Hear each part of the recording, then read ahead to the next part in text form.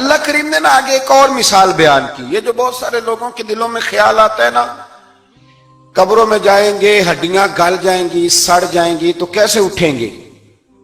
تو اسی پارے کی آیت نمبر 259 میں اللہ تعالیٰ نے ہمارا وہ مسئلہ بھی حل کیا اور 2 واقعات تفصیل کے ساتھ تیسرے پارے میں بیان فرمائے.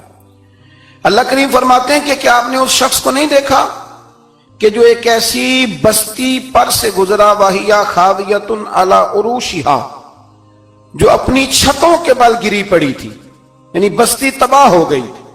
وہ آدمی وہاں سے گزرا، وہ حضرت عزیر علیہ السلام تھے.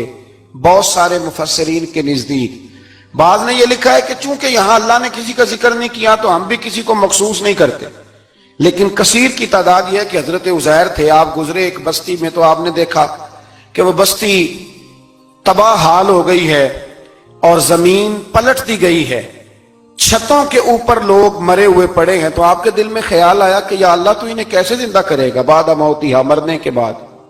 خیال آیا، اللہ کریم نے نا انہی پہ موت طاری کر دی، حضرت عزیر علیہ السلام پہ.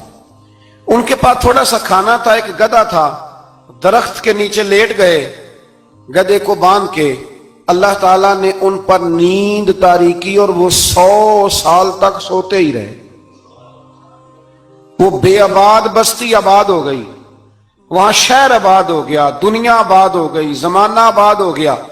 آپ جب سوئے تو آپ کی عمر مبارک 40 سال تھی. 100 سال کے بعد اٹھے، ثم بعثا، جب اٹھے قال کم لبثت، اللہ نے فرمایا کتنی دیر سوئے؟ قال لبثت یوما او بعد یوم، کہنے لگے یا ایک دن سویا ہوں یا دن کا تھوڑا سا حصہ.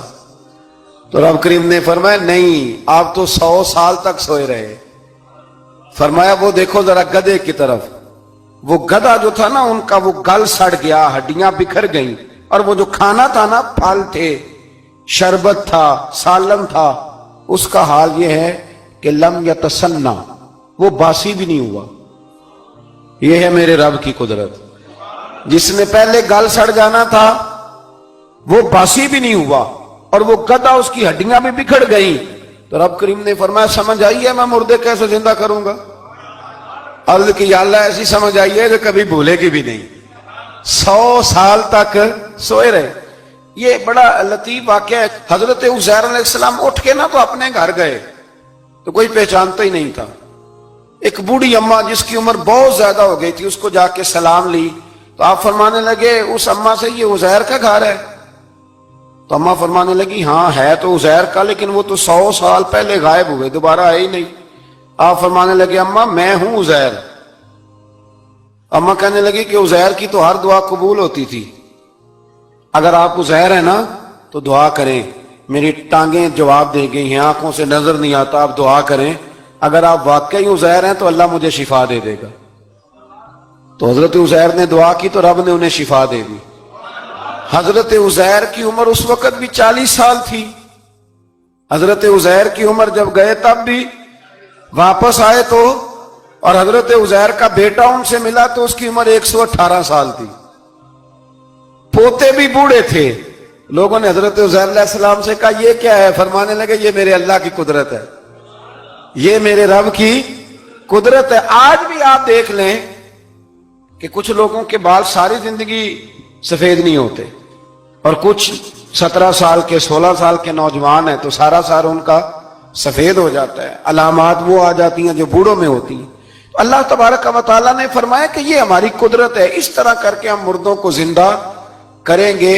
جب مومن قبروں سے اٹھیں گے نا، مومن آنکھ کھلے گی تو کہیں گے سویرا ہو گیا، جیسے ابھی سوئے تھے نا، کہیں گے دن چڑھ گیا، تو اللہ فرمائے گے ہاں دن بھی چڑھ گیا ہے اور رب رسول کے دیدار کا نظارہ بھی تمہیں دیا جائے گا.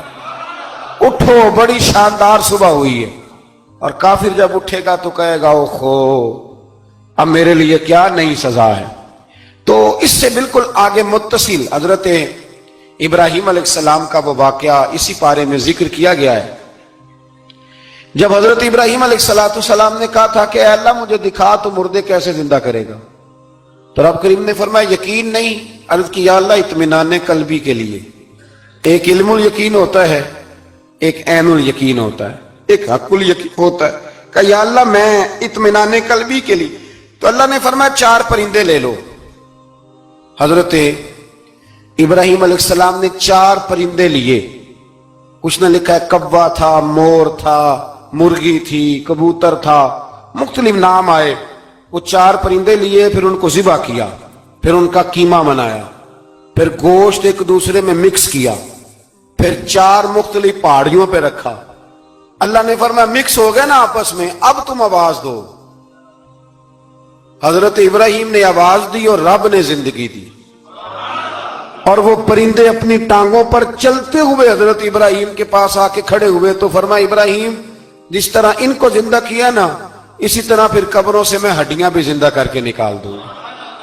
میں ایک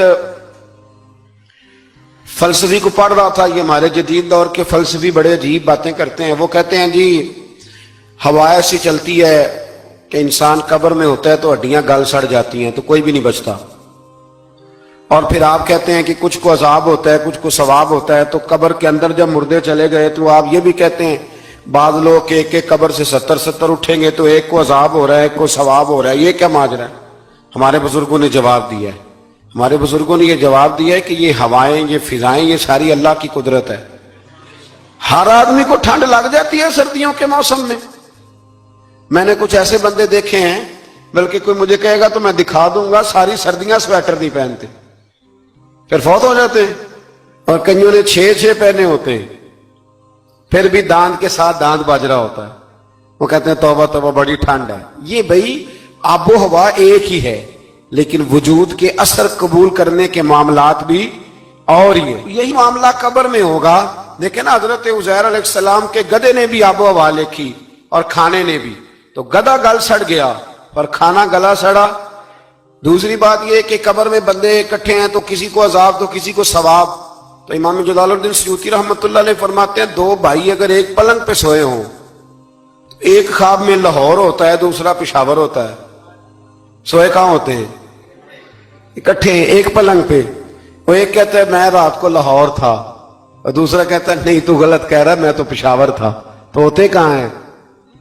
تو اگر ایک جگہ پہ آپ موجود ہیں اور اللہ تبارک و تعالیٰ نے آپ کو روحانی طور پر کہیں کا کہیں پہنچا دیا ہے، تو اسی طرح قبروں میں بھی اگر کسی کو عذاب ہوگا تو ہو ہی جائے گا، اللہ معاف کرے، اور اگر کسی پہ رحمت ہوگی تو وہ بھی انشاءاللہ ہو ہی جائے گا۔